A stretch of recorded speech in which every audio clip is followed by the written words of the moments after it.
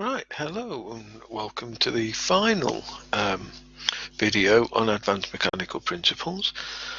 This is the final part of simple harmonic motion. I will say, if you leave comments on the video on YouTube and you want me to do some of the earlier topics and do a worked example like this on those, I'm willing to try if I have the time. So please comment and say whether you'd like me to do that, and I'll try and build up a whole collection for the entire unit. What we're going to look at today is the MassSpring system and the ideal pendulum system. You will need for this your calculator. It's about all you need. It was set in radians mode for the most part, although if you're doing the merit task you might find it easy to go back into degrees for that. And again, we're going to be looking at some stuff on differentiation. So I've put again a link for the standard derivatives. On the website, you'll see there at the top of the video now, I've put a link to the website where the assignments can be found, and these videos are stored just as links so that it's all in one place.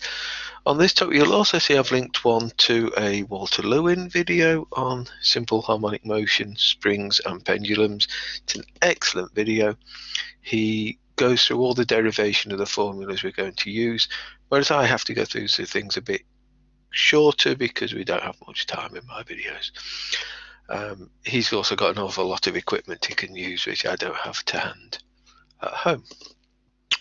So let's start by looking, what is a MassSpring system then? Well, it's exactly what it says.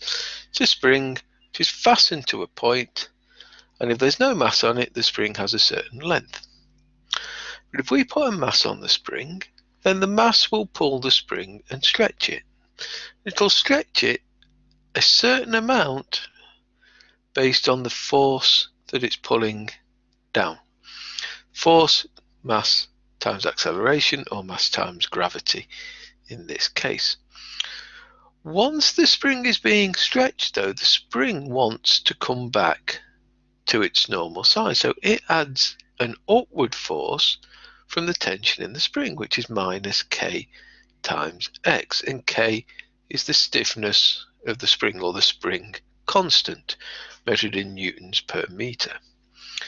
So if we have a force upward from the spring which is equal to the force downward from the mass and gravity, then the mass will not move anymore, and this is what we call the neutral point of the system. If we just leave it, don't give it any sort of impetus, this mass will just sit here quite nicely at this point. Okay.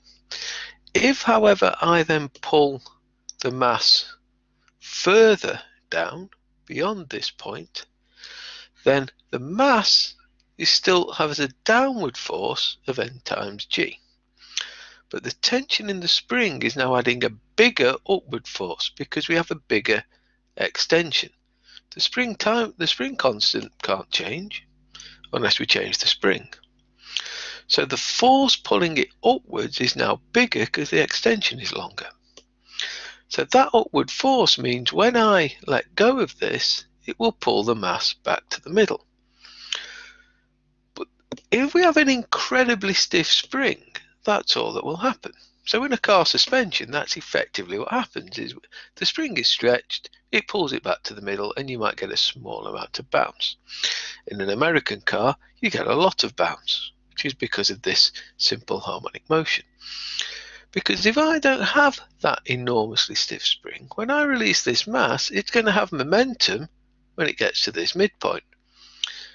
And it's not going to stop, so it carries on past the midpoint. And what it does is it carries on to an extension of X above the midpoint, at which point its momentum is stopped by the downward pull of the mass, and the downward pull of the mass pulls it down again, adding force into the spring. So once it reaches the bottom, the spring pulls it up again. So we get this sinusoidal up and down motion. Okay, so this mass, and again, in the Walter Lewin video, I think it's about 10 minutes in. I should have taken a timestamp and I forgot. he's actually got a spray can on a spring, and you can see it drawing a simple harmonic motion. It's a really good example of that. So how do we determine the length of time it takes to do a complete bounce, or the periodic time?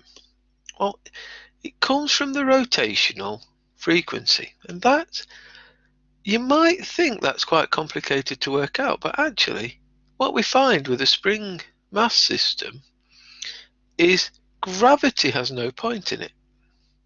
The extension has no play in it, because if we stretch a very stiff spring an awful long way down, it just moves faster back into the middle than if we stretch it a short way down. So the only things that affect our frequency are the stiffness of the spring, K, and the mass we're hanging from it, M. So omega is our, what we call the natural frequency of the system in radians per second. So you might sometimes see that written as omega n in books. Omega n, the natural frequency. And omega, obviously, we've done enough now to know that omega is in rads per second.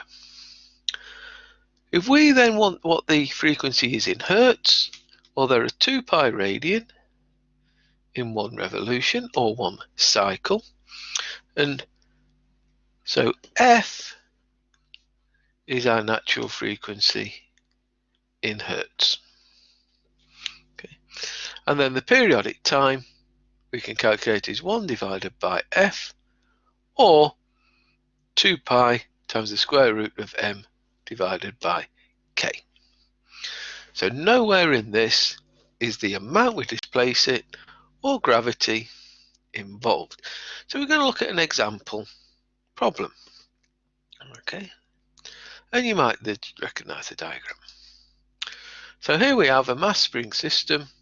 The mass is 5 kilograms, stated here. The spring constant is 300 newtons per meter, stated here. That is K. And we're displacing the mass by 0.5 meters. That will come important when we do the velocity and the acceleration. Okay. So initially the angular frequency, easy, we've got the formula. Okay, omega is equal to the square root of K over M. Okay, the natural frequency, omega over 2 pi. How do we work out the velocity? Well, the velocity comes from the displacement of this. So this spring is going to be going left and right, but its displacement will form a sinusoid. So its displacement from the neutral plane will look something like that. Okay, and again, Walter Lewin has a really good picture of that. So if it's a sinusoid, then assuming an ideal spring and no air resistance, then the displacement can be worked out as being A times sine of omega t plus phi, which is a standard equation for a sinusoidal waveform. Okay, we can work omega out because we know what K and M are. But what about phi? Well, here's where we get clever, or sneaky, one of the two. Right. So if we release this mass, so what we normally do when we're doing this experiment is we pull the mass down and we release it. We let it do 1 complete bounce and then we start timing. Now, if we start timing as it passes through the neutral plane, then phi is going to be 0. Okay, and that's what we're going to do just to make our life easy. So we're going to make phi 0 by starting our stopwatch at this point where the mass is on the neutral plane. So it's going to bounce upwards, then downwards, then upwards again. So what we have is that the displacement of our mass, x, is equal to a times sine of omega t. And last week we talked about velocity and we talked about acceleration. Velocity is the derivative of displacement, the first derivative of displacement. So dx over dt is going to be our velocity, which is equal to derivative of sine omega t is omega times cos omega t. So we get it is a cos omega t times omega, or a omega cos omega t is how we would normally write it. Okay, so there's we've got the velocity. Now, looking at this, what we're after is the maximum velocity. Now, the velocity of my mass is going to be 0 here. It must be because it's come to the top, it stopped moving, and then it started going down again. Okay. Must be 0 here too, because it's got to the bottom of the motion, stopped, and started coming up again. So the maximum velocity of our mass must occur here, or here, or here. The point where it passes through, or even here. The point where it passes through the neutral plane. Okay. Now, this velocity here is heading downwards. This velocity here is heading upwards. Okay. So what we get is two turning points, or two maxima, a maxima and a minima. Okay. We're after the maximum velocity. Okay. Now, this point here is 0. This point here is pi. This point here is 2 pi, and so on. So our maximum velocity must appear at 0, pi, or 2 pi. And that's what we're going to talk about here. So if we have the velocity being equal to a times omega cos omega t, but we know it occurs when omega t is at pi radian, or 0 radian, or 2 pi radian, or 3 pi radian, then the cosine of anything multiplied by pi is either 1 or minus 1. If we go back to the curve, the velocity must be the highest positive value at 0 or 2 pi. And the cos of 0 and the cos of 2 pi is equal to 1. So the maximum velocity is quite simply a times omega. So that is our formula to work out maximum velocity. A times omega. That's all we need.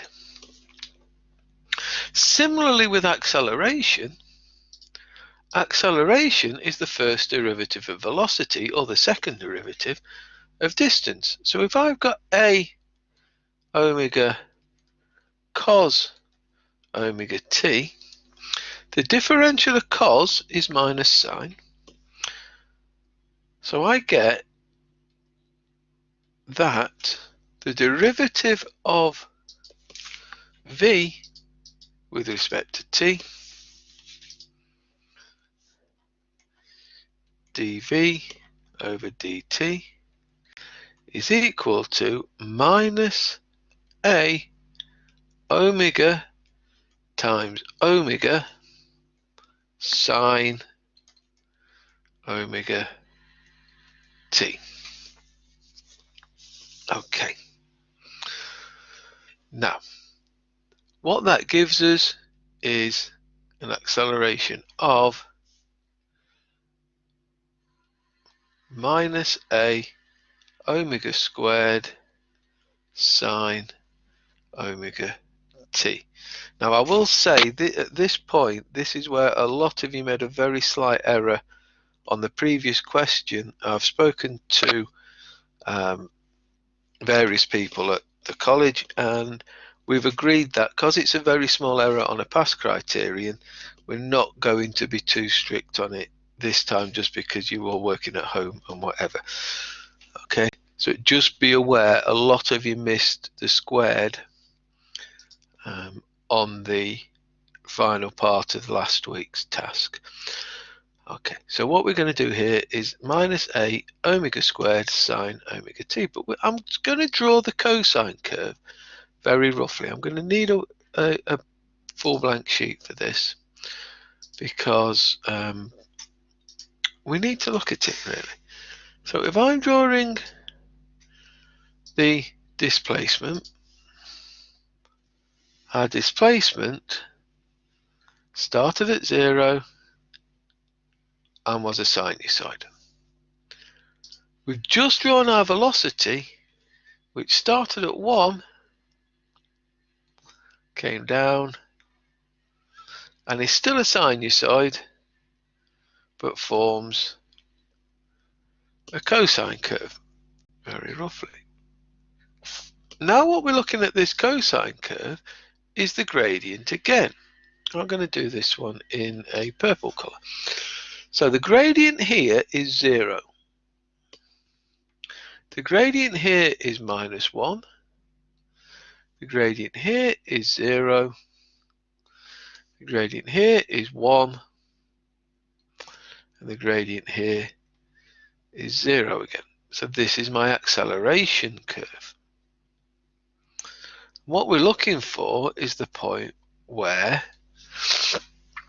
our acceleration is at its highest. Well, if we look here, that's got to be at this point, which is pi radian. That will be the maximum acceleration. Okay. So if we go back and look at what we're going to be doing, then what we have is a fairly straightforward acceleration sum. Okay, and what we're going to get is that it is a equals a times omega squared. Okay, and so we can now complete our task, because what we can do is look at this and put our numbers in. So let's start. Part A. What we're after for part A was the angular frequency. So part A, omega is equal to the square root of k divided by m, which is equal to the square root of 300 divided by 5, which is equal to 7.75 rads per second. Part A done. Part B, the frequency in hertz, f is equal to omega over 2 pi, 7.75 divided by 2 pi, and that is 1.23 hertz. Okay, part C, we have the velocity is A times omega, which is 0.5 times 7.75, which is equal to 3.875 meters per second. And part D, the acceleration is A omega squared, which is 0.5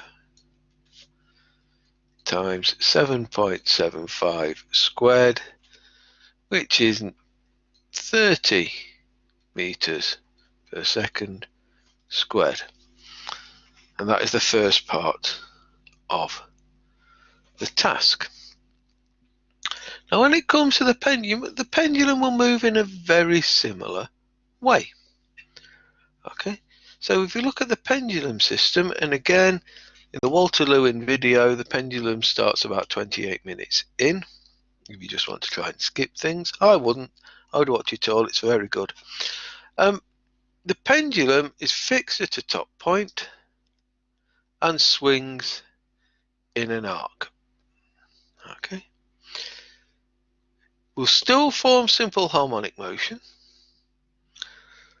However, what's interesting with the pendulum is the mass of the bob has absolutely no bearing on the periodic time. So if we look at the formula, then the periodic time for a pendulum is the square root. You see the patterns are all very similar. The square root of g divided by L, where g is acceleration due to gravity and L is the length of the bob. Now obviously on Earth, g is 9.81 meters per second squared on average. So in essence, what sets the angular frequency for our pendulum is purely the length of the string. So if we want it to swing slower, we need to make the string longer. Simple as that. Frequency formula exactly the same, omega over 2 pi. Periodic time 1 over the frequency, or 2 pi over the square root of L over G. Now this rearrangement is quite simply 1 over 2 pi times the square root of G over L. Well, that's what we're going to. So what we're going to look at is a pendulum example. So those formulae are there. What about the acceleration and the velocity? Well, funnily enough, because we use a thing called the small angle approximation, I want you all to do this. Okay, make sure you calculate it in radians mode. What people found was that for very small angles in radian, the sine of the angle is near enough the sine of the angle itself. So what I want you guys to do is just to show that by saying, if you put sine of 0.5 into your calculator in radian mode, you'll find the answer is 0.497. Near enough. So that approximation allows us to simplify a lot of this pendulum motion. Because what we can do is, rather than using the sine of the angle and having this arc, for small angles, we can make this movement effectively a straight line at a right angle. That's effectively what we're doing. It's a little more complex than that, but that's the basic premise. Because of that, when we want the maximum velocity, that is once again just calculated by how far we displace the bob times the natural frequency. And the maximum acceleration is going to be how far we displace the bob times omega squared. So we take this example. G is 9.81 meters per second squared.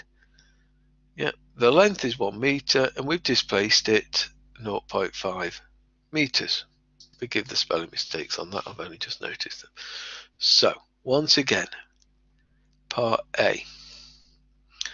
Omega is the square root of G divided by L, which is the square root of 9.81 divided by 1.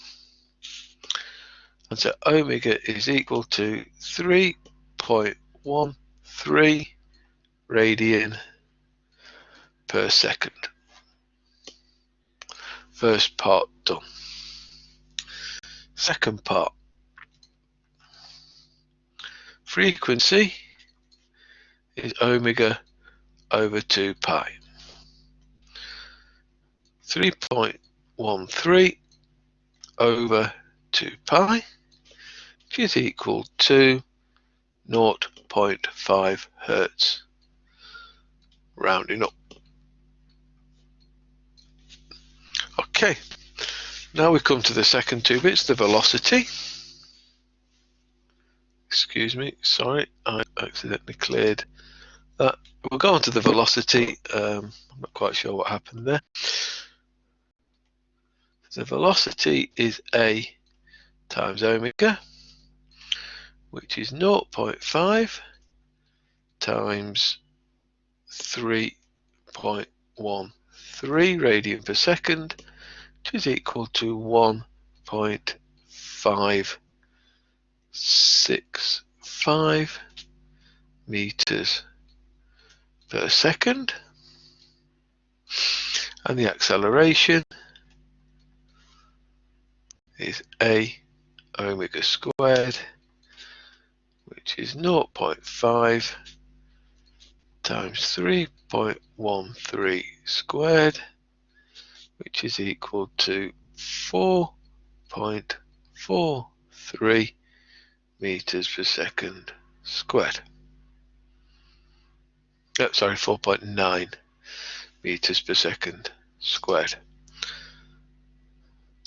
Misread my notes.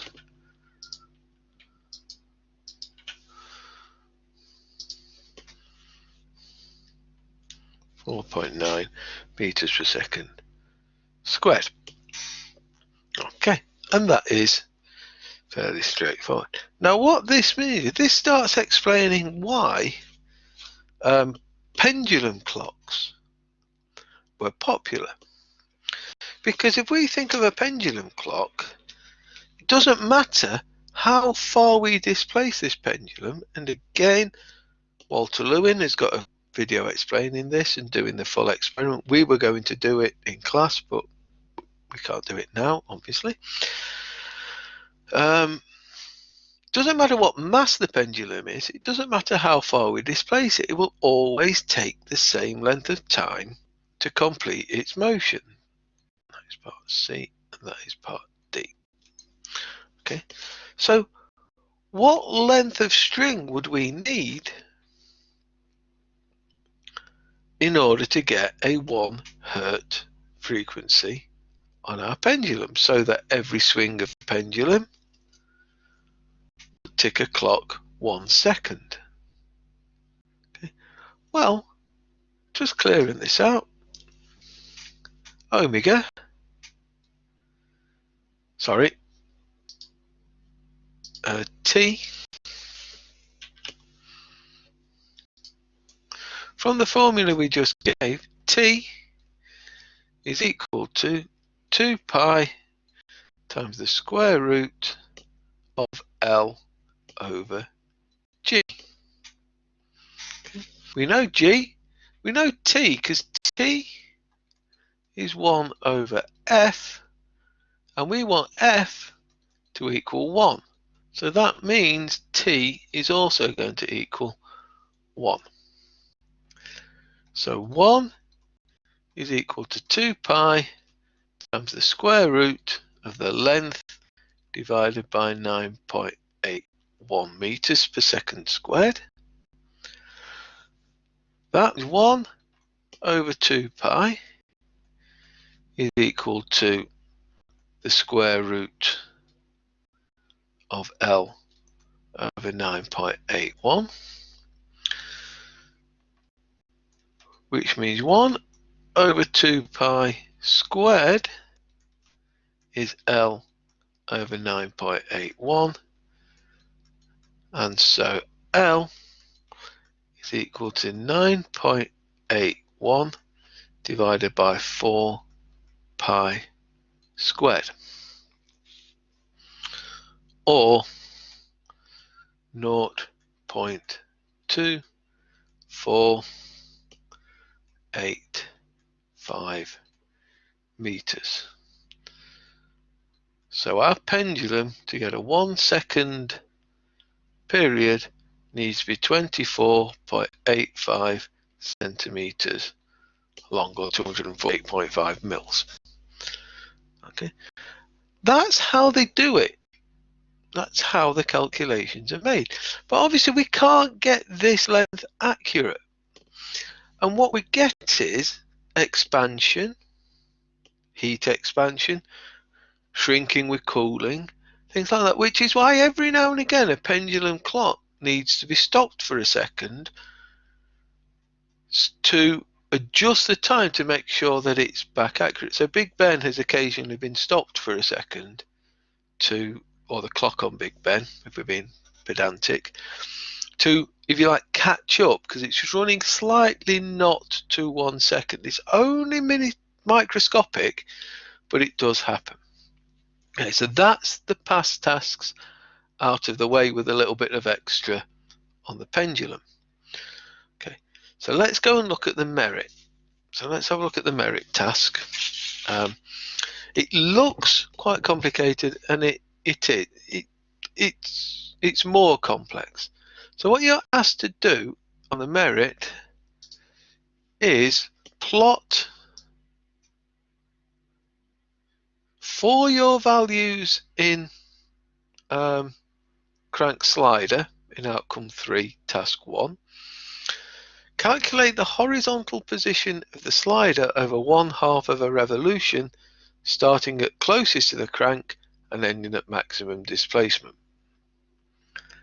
Okay, now you should include a suitable number of points. Now what we're going to look at is the actual picture.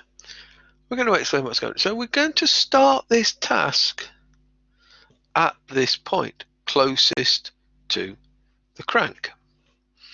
Closest to the crank is when our crankshaft is vertical and our conrod then forms the hypotenuse of a right-angled triangle. Our crankshaft was 0.2 meters, our hypotenuse was 0.5 meters. Okay, so this allows us to work out what this minimum distance from the crank is. Many of you will be saying, oh, that's easy, we can use Pythagoras. We can, but I'm not going to. We're going to use the sine rule, because what we're going to do is work out how to do this for a number of points. So here, feel free to use Pythagoras to check my answer. I have done.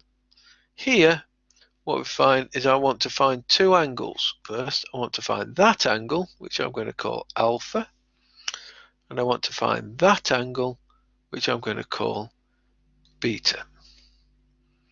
Okay, so to do this, then we're going to find the displacement, which is b. So, using the sine rule,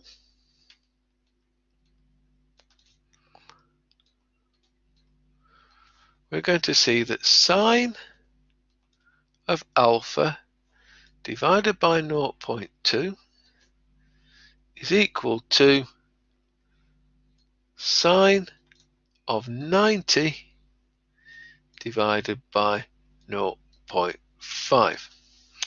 So this answers a few people have always asked me this. Can we use the sine rule on a right angle triangle? We can, because in essence it derives everything down into normal trig formula anyway. So if we look at this, alpha is going to be equal to the inverse sine of 0.2 sine 90 divided by 0.5. Apologies, I've got my divide line wrong there. Let's make sure we get this right. So it's the sine of 0.2 sine 90 over 0.5. All of that is inside the sine. So that should give us for this one an alpha of 23.73 degrees. Now I know alpha, I can work beta out, because beta is equal to 180 minus 90 minus alpha, which for me is 66.4 degrees.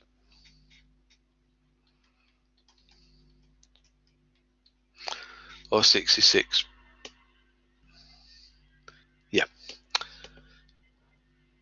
Should be 23.58. Sorry, not 73. 58. Ew, that's not worked.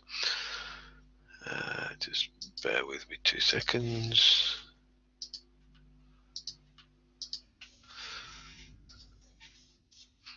3.58 degrees, and beta is 66.4 degrees. That's better. So now we can work out what B is,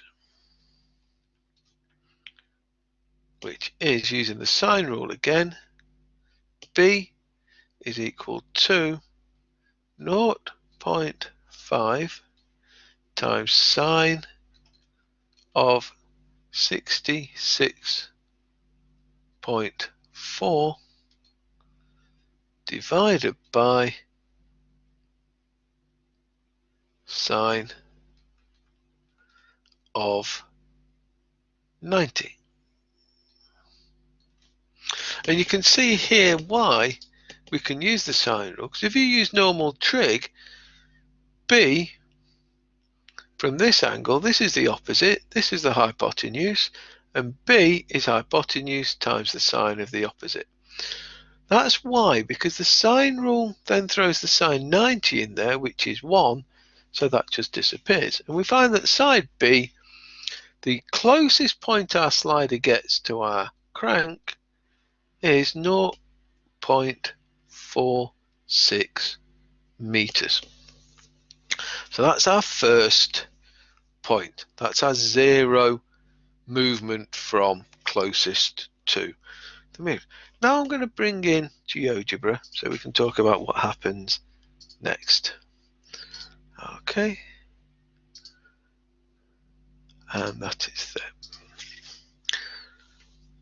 And you should be able to see that. Right. So if I'm moving my crank, so we've already worked out this distance here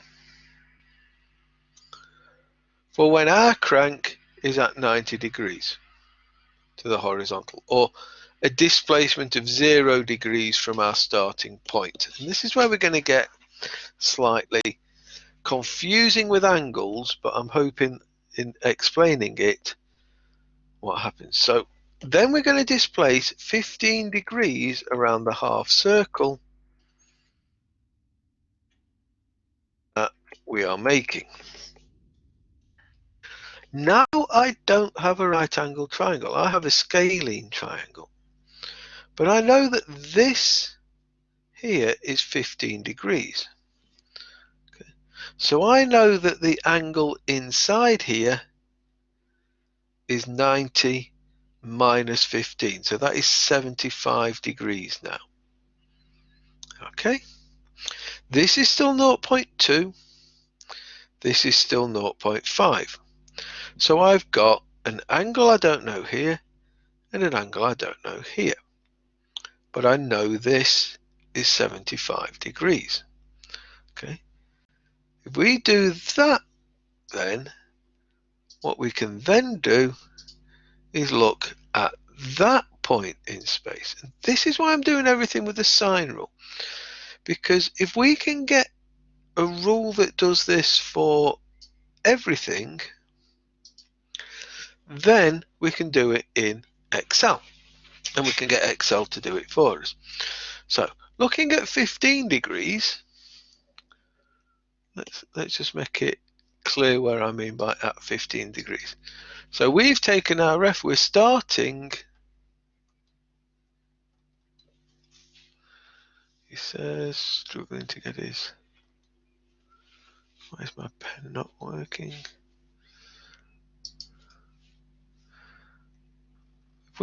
What we're doing is we're moving 15 degrees from the vertical down point we started our triangle with. So this is now 75. This is still going to be alpha, and this is going to be beta. Okay. Now I'm not sure what it, well, we can see what it looks like on GeoGebra. I literally in GeoGebra typed crank slider, and you should be able to find that analysis. But again, this time we have to use the sine rule because we don't have a right angled triangle. But everything is the same calculation. Alpha is equal to 0.2, sorry, alpha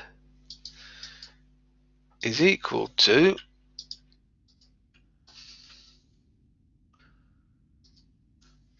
inverse sine of 0.2 sine 75 divided by 0.5. In this case, alpha is equal to 22.73 degrees. Beta is equal to 180 minus 75 minus alpha this time, and that is equal to 82.27 degrees. And from that, B is equal to 0.5 times sine 82.27 divided by sine 75, and that is equal to 0.51 meters. Okay. Keep doing that at 15-degree steps until you get to 90 degrees basically from our starting point, where we will be at the furthest point, and that is where our crank and our pin are in line with each other. And again, just bringing that up,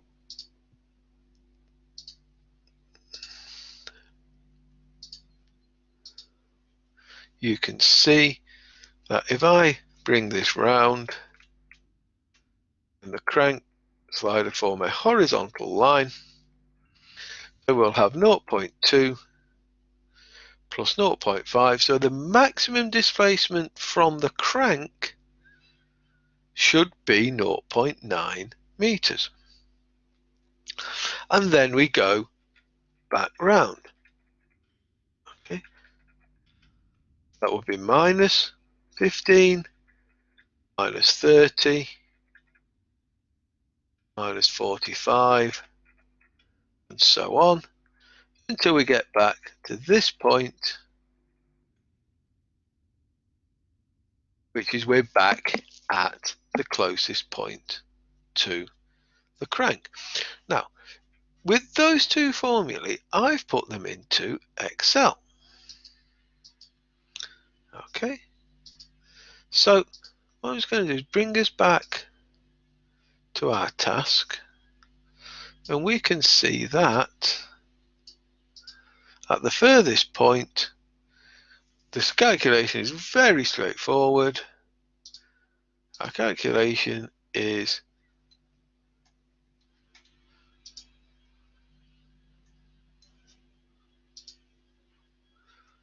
0.2 plus 0.5 equals 0.9. Okay, now what I recommend you do is make use of Excel. Okay, because if we do Excel, we automate a lot of what we do. So this looks quite complicated for us, but you see here I've put my crank length in at the top, I've put the rod length in underneath it. Okay, I've set my position from 0 to 180 degrees. Okay,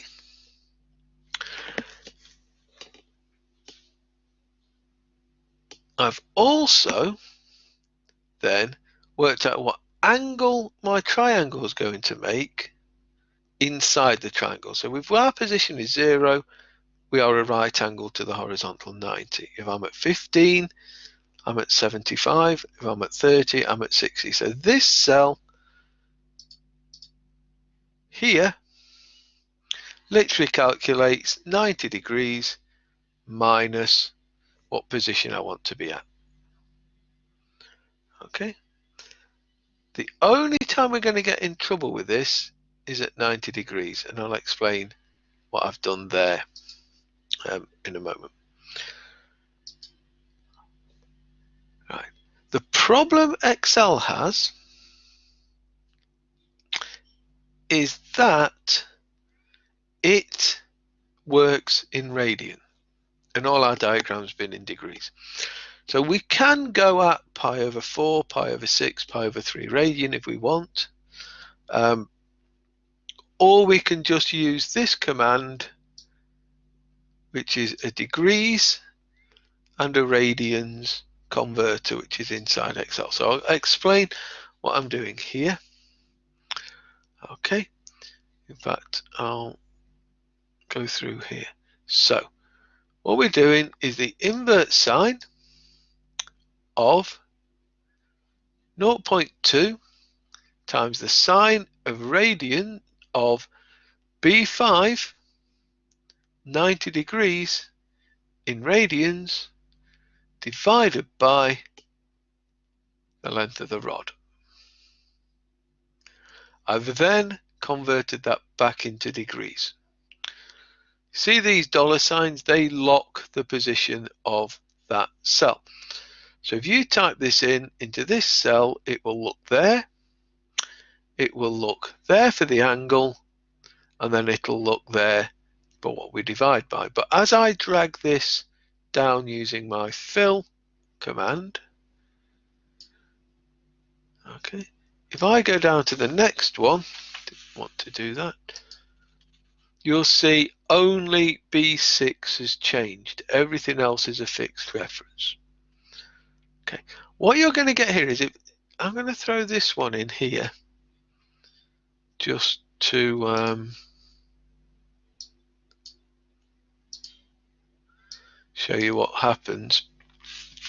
We have a problem with our value of x once we're at 90 degrees, because what we're trying to do is divide by the sine of 180 basically, and the sine of 180 is 0, so it says I can't do that, divide by 0. So here we just have to say, right, I know that that is 0.7, 0.2 plus 0.5. Okay, and you can see how we get a really nice siny looking shape here, and that all I've done here is I've plotted x against my position, and that's plotted it like that. What you have to do is explain or show that this is not quite a sine wave and explain why. Okay. So if we look, what we really need to do is compare this graph to a sine graph. Now what I've done there, that's what my next is. So I know my basic position is near enough 0.46 meters. So all I've done is I've taken 0.46 off each one of these values to effectively set my 0 position for my slider to be its closest point to the shaft. Okay. And all I've done on this column is done the sine of my position. Again, converting it to radians so that my Excel can do it. Reason I've put 0.242 in there, okay, is because that is our maximum displacement calculated from here. So I wanted to get the two amplitudes the same so we can do a fair comparison. So I've put 0.242 in as my maximum displacement of. The other way to do it is subtract 0.458 from 0.7. Okay, what that gives us is this set of curves at the bottom, the green and the red one. The red one is our sine wave, the red one is our true sine wave. The green one is the simple harmonic motion created by the crank slider. And your job in the merit is to not only get that plotted and say we're not getting a true sine wave, but to look up on GeoGebra, on Free Study, and other sources on simple harmonic motion and suggest me reasons why it's not doing that. Okay, so let's just come back in. The final thing you need to do is the distinction task. That is actually, in some respects, simpler than the merit task. You have a set of data from a MassSpring calculation. You need to use formulas from the MassSpring stuff we were talking about. Again, look at Walter Lewin's stuff on mass and springs. He pretty much tells you at one point in his experiment where to find the formula you need to work it out. In the email I've sent you out today, you have got a data set to use, which is also listed on the assignment. So it's calculate the actual mass of your experiment. I think that's it. So if you want more of these videos on the earlier stuff we did, please comment below and let me know. For that, I shall see you again soon. Bye.